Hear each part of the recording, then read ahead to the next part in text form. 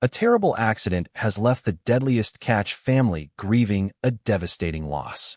One of their bravest fishermen paid the ultimate price in the dangerous fight against the sea. The crew was caught in a deadly storm, and what started as a routine haul quickly turned into a fight for survival. How could something so routine turn so tragic? Let us uncover what really happened in those terrifying final moments that will make you fear the ocean like never before. With almost 60 pots already pulled and loaded, Jake's crew thought they were heading toward a huge payday. They'd pushed further northwest than ever, gambling for the motherlode of crabs, and it worked. The nets were fuller than anyone dared to dream. Easily 200, maybe 300 crabs in a single haul. For a few hours, it was like all their hard work had finally paid off. Then the weather turned fast. The wind picked up, the rain turned sideways, and what was once a promising day quickly became a life-and-death struggle. They knew they had to hurry up, finish their work, and return home to their families. But it wasn't just the wind. Something else was about to go terribly wrong. Before we go any further, it's clear this accident was far more devastating than anyone could have prepared for. And what came next will leave you completely stunned. Captain Jake's excitement turned to worry as a strange beep echoed from the sonar. It wasn't a sound they were used to, and it got everyone's attention. Jake knew the sea signals well enough to understand that when something feels wrong, you don't ignore it. He ordered his crew to prepare for the worst. That anchor cable needed to stay tight, or the winch could rip clean off the ship, which would spell disaster. Jake's hands were tied. His main concern now was trying to keep everyone safe. The situation on deck went from bad to worse in no time. The rain was relentless, the waves smashing the boat like a giant's fist. Jake gave orders like a man trying to outshout the storm itself. The most dangerous spot on deck became the winch. If the cable snapped, anyone standing near it would be in serious trouble. And Jake's warnings got more desperate. One of the deckhands almost went overboard when the cable got caught, jerking suddenly. It was the kind of moment that made everyone freeze in terror for a split second. They had all seen enough men go overboard to know that it's often the last anyone sees of them. Then, as if the sea wasn't trouble enough, another ship came creeping dangerously close. It was the Wizard. Captain Jake had seen her many times before, but not like this. Not this close, and not in a storm like this. It seemed like a collision was unavoidable. The crews of both ships braced for impact, and you could feel the panic. The waves heaved, and the two vessels barely missed crashing into each other. But while they avoided a direct hit, it was close enough to leave everyone rattled. Jake couldn't deal with the Wizard's captain right then. He had a whole crew relying on him to make the right decisions to get them back to port in one piece. But no matter how experienced a captain you are, there are moments when the ocean just doesn't care. One wrong move, one slip on the wet deck, and tragedy strikes. A crew member lost his footing, and the next thing anyone knew, he was gone. The freezing cold of the Bering Sea swallowed him up in seconds, and the crew could only stare in horror. They'd pulled up a hull bigger than anything they'd seen before, but it didn't matter anymore. In one heart-stopping moment, the reality of their dangerous life came crashing back. Jake and his crew knew they had to keep going, but the mood on the ship had darkened. The high of catching so many crabs meant nothing compared to the low of losing a man. Jake tried to keep them moving, shouting orders, keeping them focused. But everyone knew something had changed. Each wave that hit the ship felt like it was mocking them. When you're at sea, you don't have time to process grief. You have to keep moving, keep working, and hope you make it back to land. But then, just as they tried to wrap up and head back, something else caught Jake's attention. Another strange noise from below. Not the anchor, not the cable, but something else entirely. The sea was playing tricks, and whatever was going on down there, it wasn't good. Jake had to make a call. Should they stick around and figure out what was happening? Or cut their losses and get home before something worse happened? The crew waited for his decision, each of them knowing that the wrong move could mean more than just losing crabs. It could mean losing more lives. Meanwhile, the Wizard's captain was furious. He knew his ship had barely escaped a collision, and his frustration boiled over as he shouted into the radio, questioning Jake's decisions. The two captains exchanged words, but the tension was clear. There was no room for error, not in these conditions, and definitely not when lives were on the line. The Bering Sea wasn't forgiving, and neither were the men who sailed it. The crew thought the worst was over, but another storm was already coming. one that would push their strength and courage to the edge. Back on the Wizard, the crew dealt with the aftermath of the near collision. The captain tried to calm his men down, explaining that they'd done the best they could under the circumstances. It was a close call, but they'd avoided a complete disaster. At least for now. But the real storm wasn't just outside. It was also in the minds of the crew, who now had to face the fact that their job was more dangerous than they ever wanted to admit. Every man there knew that the sea didn't play favorites. Today it was Jake's crew. Tomorrow, it could be theirs. The calm that followed didn't last long. Another wave hit, and this time, it almost took Jacob, one of Jake's deckhands, overboard. He managed to grab onto the railing just in time, pulling himself back on deck. But it was too close. Jacob's face was pale, his hands shaking, but he forced a smile. That's what they did. They laughed off the fear, because if you didn't, it would eat you alive. Captain Jake knew it too. He shouted an apology, but Jacob waved it off, though everyone could see just how shaken he really was. And then came the next challenge. Over on the Summer Bay, Captain Wild Bill faced his own crisis when a crew member went overboard in the middle of hauling their pots. A man slipped, and before anyone could react, he was in the freezing water. The crew acted fast, pulling him back on board. But the damage was done. The shock of the icy water left the man shivering, barely able to stand. Bill knew they couldn't stop. They had to keep working. But he also knew they'd dodged a bullet. The Bering Sea doesn't often give second chances. Captain Jake, Captain Wild Bill, Captain Keith, Captain Harley. Each of them had faced challenges that week that pushed them to their limits. They'd lost a man, nearly collided, battled the elements, and somehow, they kept going. It wasn't about the crabs anymore. It was about survival.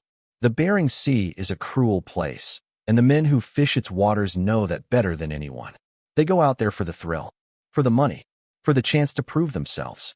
But sometimes, the cost is too high.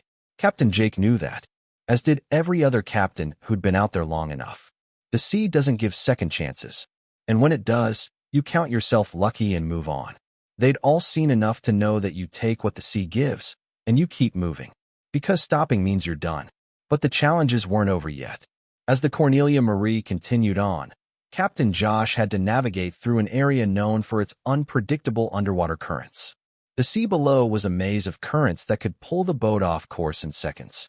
The navigation instruments were working overtime, and the crew had to stay on high alert. The deckhands were exhausted, their muscles aching from a constant battle with the equipment and the sea. But there was no room for rest. Josh knew they couldn't afford to make a mistake, not in these waters. The waves grew bigger, crashing against the hull and sending icy spray across the deck.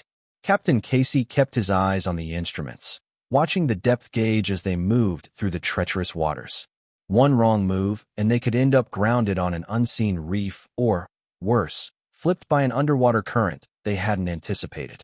The tension on the deck was palpable, every man knowing that their fate rested on the captain's decisions and the reliability of their instruments. Suddenly, the boat lurched to one side, and Josh grabbed the wheel, fighting to keep them steady. A powerful current had caught them, pulling the boat dangerously off course. The crew scrambled to adjust, their hearts pounding as the deck tilted under their feet. Casey shouted orders, his voice barely audible over the roar of the wind and waves. They had to counter the current, fight against the pull, or risk being dragged into even more dangerous waters.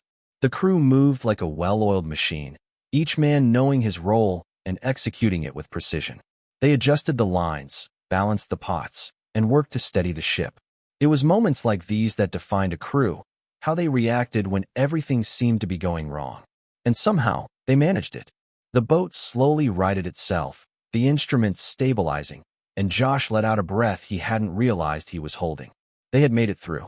But the relief was short-lived. The sea didn't give them time to celebrate. Back on the Wizard, Captain Keith was facing his own nightmare. The storm had picked up again, and visibility was almost zero. The rain lashed against the windows of the wheelhouse, and the waves rose higher with each passing minute. Keith knew they had to keep moving, but the conditions were worsening. He had received another distress call, this time from a smaller boat caught in the storm. The Coast Guard was already stretched thin, and Keith knew that if they didn't intervene, those men might not make it. He made a quick decision. They would go after the distressed boat despite the risks. He called down to his crew, informing them of the situation. The men on deck were already soaked to the bone, their bodies bruised and battered from the relentless waves. But when Keith's voice crackled over the radio, there was no hesitation. They nodded to each other, bracing for what was to come. They had been through storms before, and they knew what it took to survive. Now, it was about saving others. The wizard turned straight into danger, showing that staying brave and alive can mean risking everything when lives are at stake.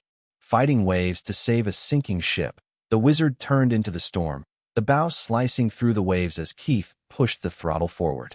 The deckhands moved quickly, securing anything that could come loose, preparing the deck for the worst. The wind howled, the kind of sound that made it feel like the whole world was screaming. Keith kept his eyes on the radar, looking for any sign of the other boat. They had to be close, but in these conditions, close could mean a lot of things. Then, through the mist and rain, they saw it. A small fishing boat barely holding on. It was being tossed around like a toy, the waves crashing over it, and Keith knew they didn't have much time. He maneuvered the wizard as close as he could, shouting into the radio for the other crew to get ready. It was a dangerous move, bringing two boats together in a storm like this. One wrong move, and they could collide, causing more harm than good. The deckhands on the wizard threw lines over, trying to secure the smaller boat. It was a chaotic scene, the ropes whipping through the air, the men struggling to keep their footing on the slippery deck. But they managed it.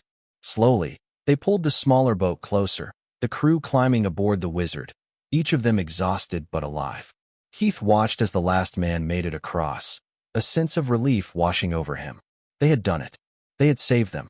But the storm wasn't over, and now they had even more lives depending on them. As the wizard fought its way back through the storm, Keith couldn't help but think about the risks they had taken. The Bering Sea was a place where mistakes cost lives, and they had been lucky. But luck wasn't something you could count on. He looked at the men huddled on deck, their faces pale and their eyes wide with fear.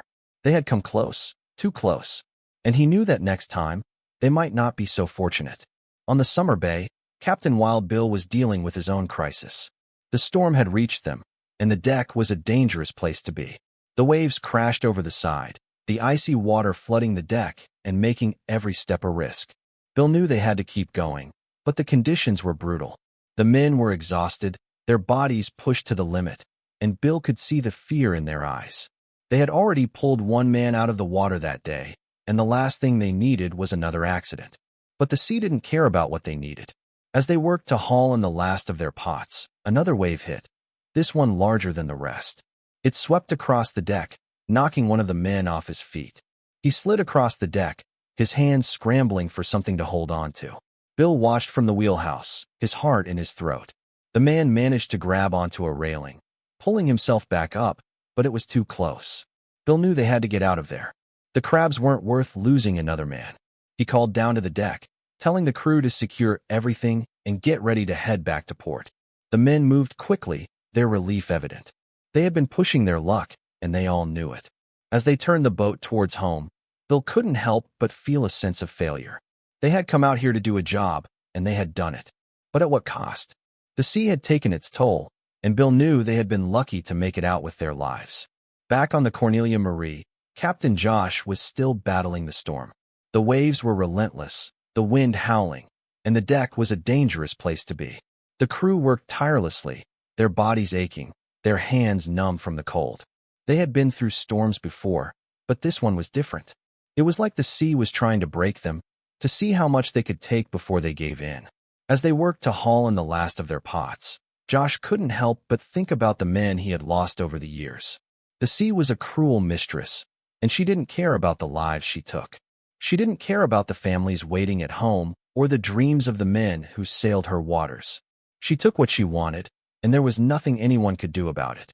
The storm finally began to ease, the waves slowly subsiding, the wind dying down.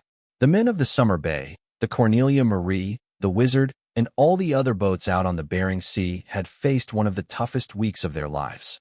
They had lost a man, saved another, and come close to losing it all. They had battled the elements, fought against the sea, and somehow they had made it through. Was this accident a tragic consequence of nature's fury, or could more have been done to prevent it? Tell us your thoughts, and remember to like and subscribe for more.